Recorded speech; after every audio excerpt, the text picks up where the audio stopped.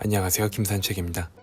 오늘은 앞서 예고드린 대로 열대어를 옮기며 있었던 해프닝을 다루며 영상을 이어가도록 하겠습니다.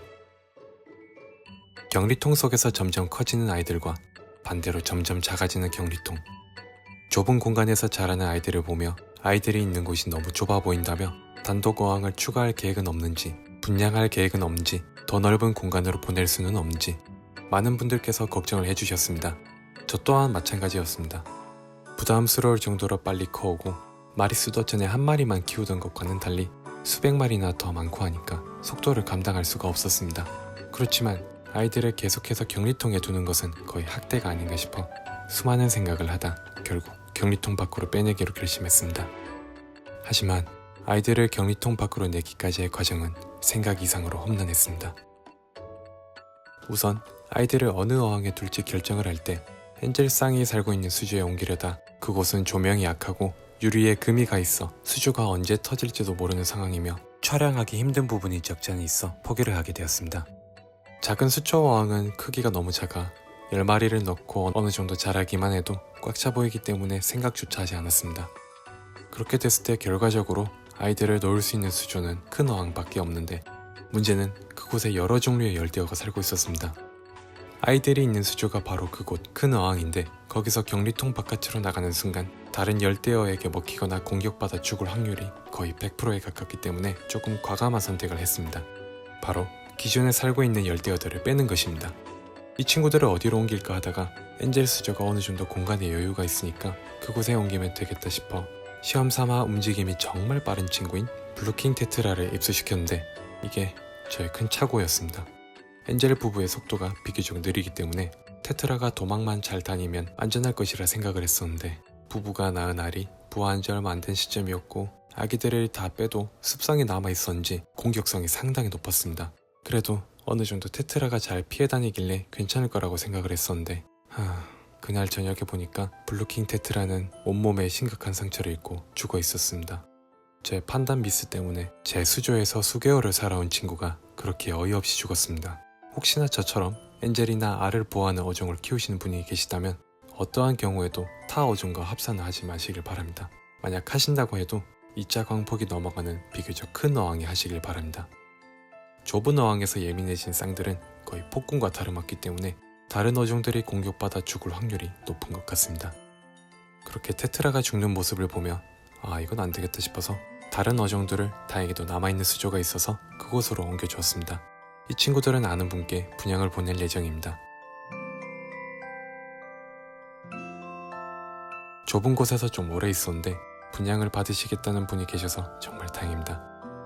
우리 구피 친구들은 친구에게 몇 마리 나눠주었으며 베타는 좁은 공간으로 가면 분명히 다른 어종을 괴롭힐 게 뻔하기 때문에 이렇게 메타큐브 안에 임시로 격리 중입니다. 베타는 다른 친구들이 다 정리가 되면 그때 단독항을 만들어서 옮겨줄 예정입니다. 빨간 코가 상징인 러비노즈 테트라와 병아리는 다른 분께 분양을 보냈습니다. 이렇게 1차적으로 아이들을 옮길 준비를 끝마치고 입수를 진행했습니다. 같은 환경에서 위치만 옮기는 것이기 때문에 별다른 절차 없이 바로 입수를 했었죠. 힘들게 입수를 완료하며 이제는 지켜만 보면 되겠다며 급하게 일을 처리했지만 한편으론 마음 편히 보면 되겠다는 생각에 기분이 정말 좋았습니다. 하지만 그 생각도 잠시 대형 사고가 터지게 됩니다.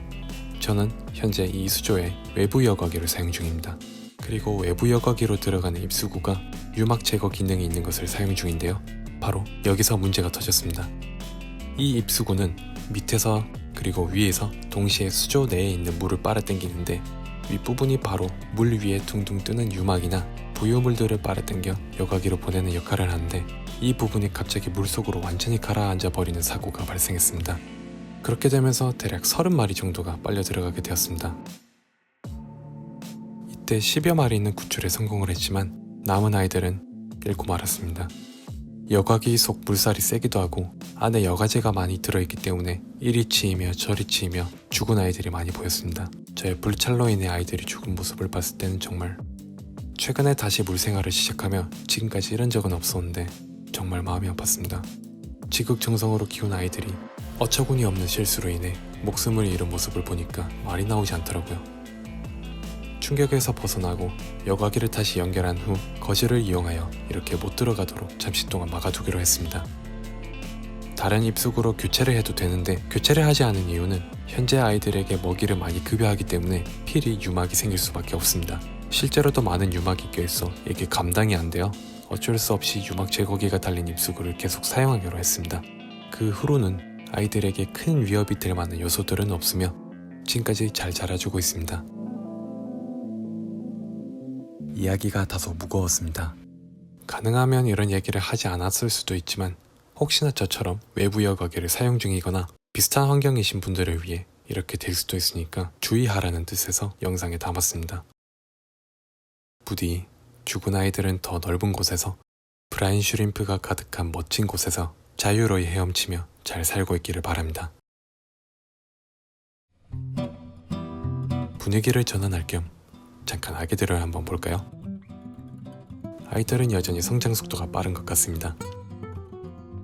그 사이에 더 자른 것 같네요. 오늘도 어김없이 끓인 브라인을 급여를 합니다. 여기 한번, 저기 한번, 근처에 한번, 다시 이쪽 한번. 이런 식으로 여과기에서 물이 나오는 양을 줄여 뿌린 브라인이 여기저기 흩날리지 않게끔 하고 급여를 하고 있습니다. 이렇게 한번 뿌리면 정말 금세 다 먹어버립니다. 배가 불러도 더 먹으려고 하는 것 같네요. 몇몇의 아이들은 뿌려주는 브라인을 먹기도 하지만 격리통 밑을 쪼고 있는 아이들도 있습니다. 브라인을 주면 다른 열대어 친구들도 상당히 신이 나 보입니다. 이 버터플라이 레인보우 친구도 흩날리는 브라인을 먹기에 급급해 보이네요.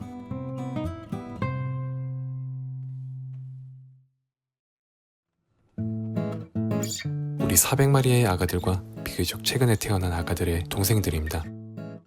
한 5주 정도 차이 나는 아이들인데 크기가 대략 이 정도가 차이 납니다.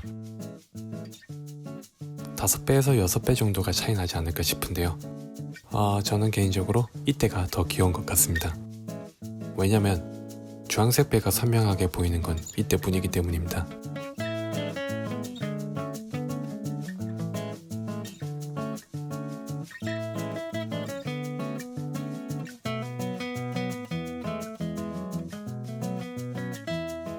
여전히 굳이 출수구 쪽으로 들어가서 빙글빙글 도는 아이들.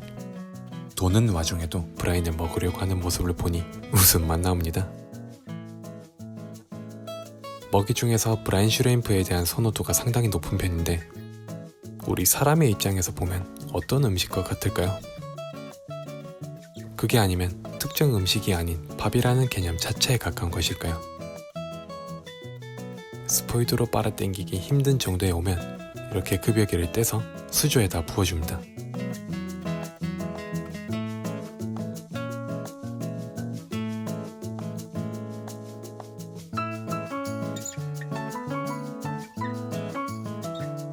남은 브라인도 물을 이용해서 빼주고요.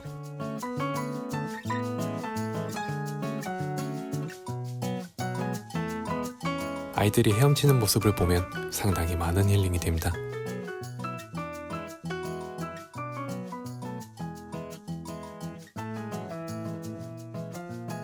이렇게 아가미 쪽 지느러미가 움직이는 모습은 마치 천사가 날개짓을 하는 것 같습니다. 아마도 이런 모습 때문에 엔젤이라는 이름이 붙었나 봅니다.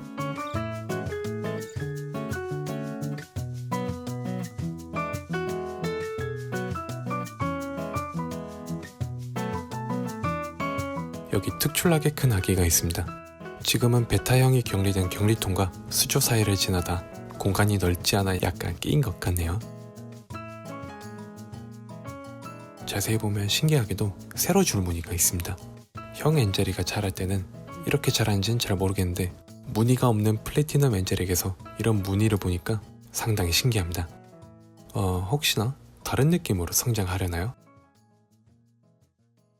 그 광경을 옆에서 나지막이 지켜보던 우리 베타형. 자신을 건드는 큰 세력이 없다 보니 꼬리가 드디어 제대로 회복하는 단계에 들어섰나 봅니다. 날이 갈수록 흰 마개의 면적이 점점 넓어지고 있습니다. 이것이 원래 모습으로 돌아갈 수 있는 그런 신호였으면 좋겠습니다. 새우가 레이네키 미니였던 것을 청소하고 있습니다. 가끔씩 새우가 위쪽에서 이렇게 부상하고 있는 수초에 매달려 펀치질을 하고 있는 모습을 보면 이게 또 되게 재미납니다.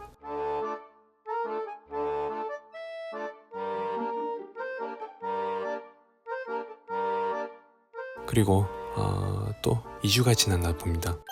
엔젤이 또다시 알을 낳았는데 이번에도 수종률이 나쁘지 않은 것처럼 보이네요.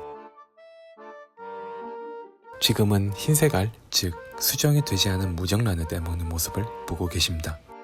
평소에 어떻게 무정란을 떼는지 궁금했는데 이렇게 뗐었네요. 근데 이번에는 좀 심상치 않습니다. 제가 갑자기 조명을 켠 탓일까요? 무정란과 유정란 모든 알을 떼먹고 있습니다. 결국 이때 알을 다 떼먹어서 모든 알이 사라졌습니다. 이번엔 실패로 돌아갔네요.